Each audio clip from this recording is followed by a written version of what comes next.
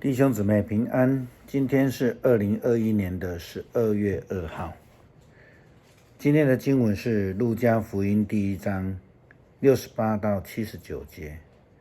马拉基书第3章第5到12节，腓立比书第1章12到18节。今天要跟大家分享的主题是为基督而活。一个人一生最困难的功课是什么？牧师认为并不是学习依靠，而是学习放下，或是说放手。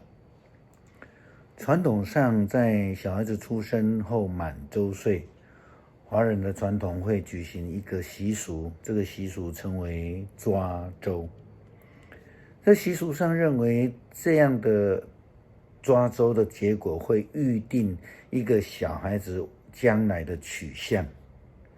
当然，这样的习俗其实奠基于在迷信、机运，而不是实际的。但你透过这样子，也不难看出传统东方的教育这个观念是在教小孩子呢，从小就去抓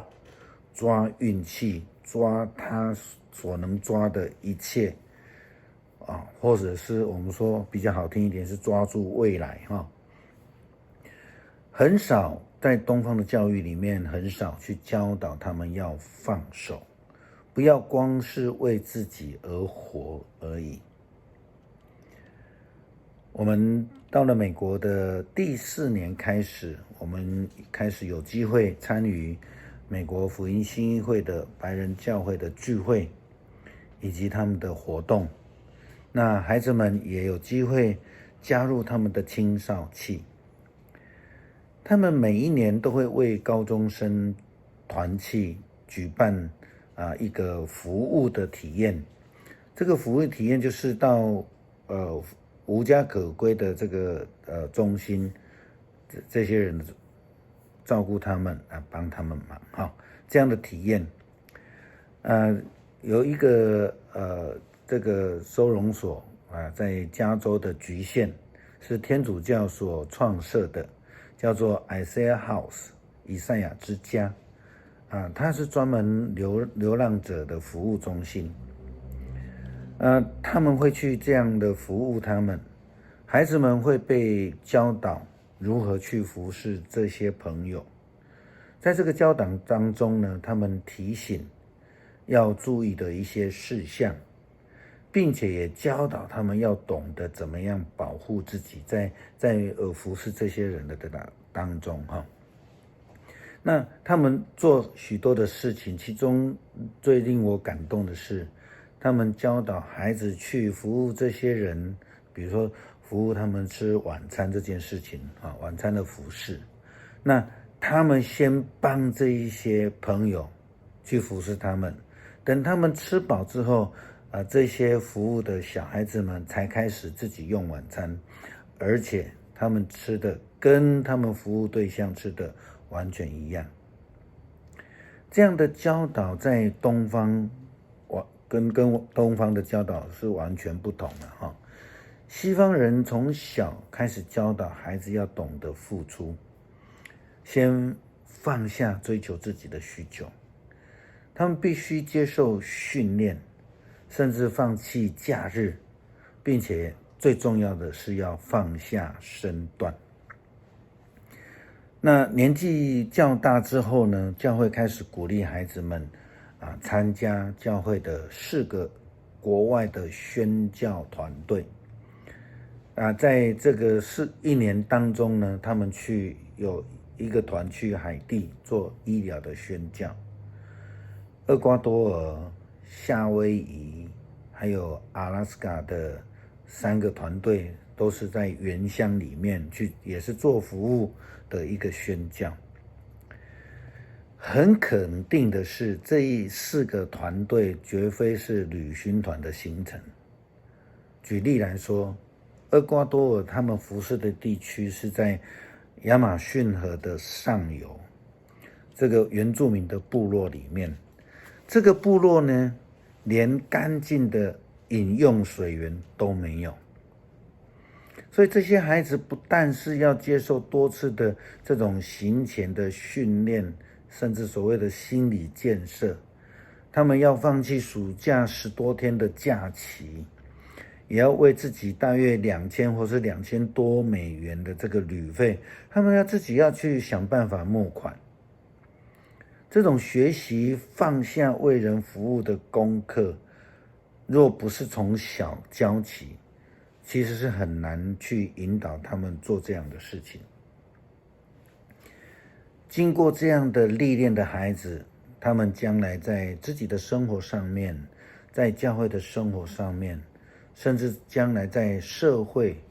他们都能够成为极大的帮助。那么为什么教会需要这样教导孩子？简单的说，就是一个爱人如己诫命的实际训练。更重要的是要实际去体现那个为基督而活的信仰生活。保罗教导我们，无论做什么都要从心里做，像是给主做的，不是给人做的。这是哥罗西书第3章23节的精神。说起来是很容易啊，可是事实上却不是那么的容易。因为人们总是以自我为中心，以人情挂帅，而那一位看不见的上帝如何摆在我们生命中的第一位呢？如果不是从小去引导教导孩子，时常提醒他们，其实这是非常难的。马拉基先知对奉献的教导提醒，则是因为当时候的以色列人根本就忘记要奉献，他们忽略了要爱人如己，他们不但拜偶像离开上帝，他们还欺负那些软弱的人。经文这样告诉我们，上主万军的统帅说，我要在你们当中显现，施行审判，我要立刻作证，指控那一些行巫术、淫乱的、作伪证的、克扣工钱的、巴谢孤儿寡妇的和欺负外侨的。我要指控所有不敬畏我的人。在马拉基先知的时代，这时候的人，以色列人，他们只看到自己，他们都只抓的不放，甚且是非常过分的抓，连那个困苦的人他们都要欺负，更别说他们会去照顾他们了。马拉基书又提到以色列人应当学习去纳1/10，是还给上帝，因为他们不懂得感恩。感恩基本上也是一种放手的功课。懂得感恩的人才会看到上帝的恩典，否则的话就会变成骄傲，自以为所有的功劳是自己的。保罗在腓立比书提到，他将自己被囚、被逼迫看作是为基督而活，因此他不但不因为被囚而感到难过，他反倒因为被囚，然后对福音有利而高兴，因为他活着就是为了基督。他说死了就有益处。保罗说到结果呢，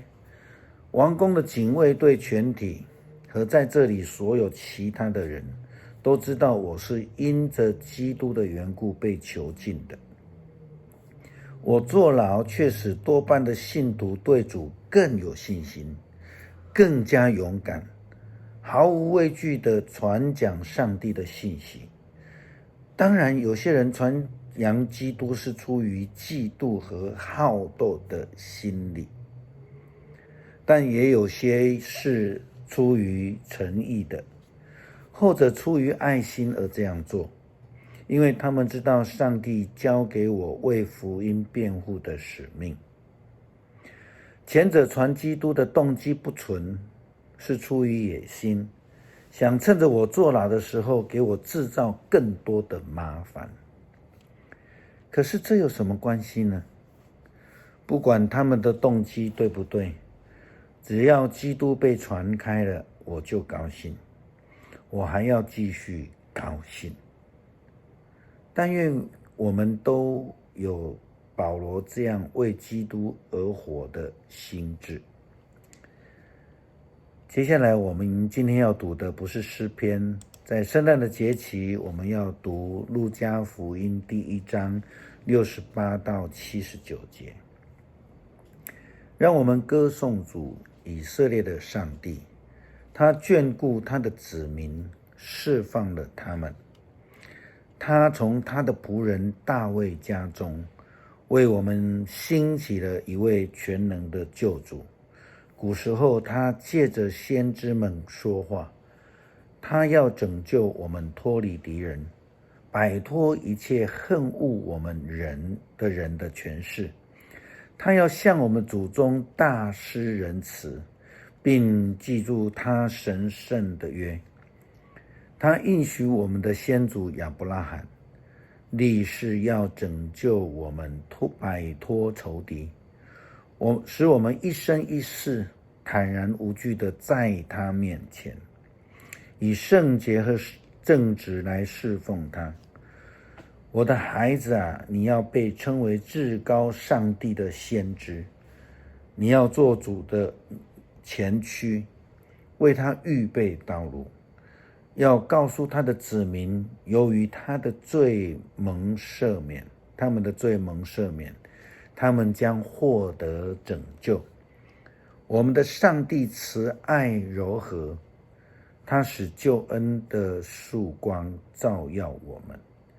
又从高天光照一切生活在死亡阴影下的人，引导我们走上和平的道路。我们一起祷告，愿上帝帮助我们脱离生命的困境，人生的黑暗，从心里的忧伤、身体的健康，一切的困难当中脱困而出，领受上帝的光照，更让我们愿意学习放手，而不是为自己而活，而是为基督而活。愿归荣耀给主耶稣基督，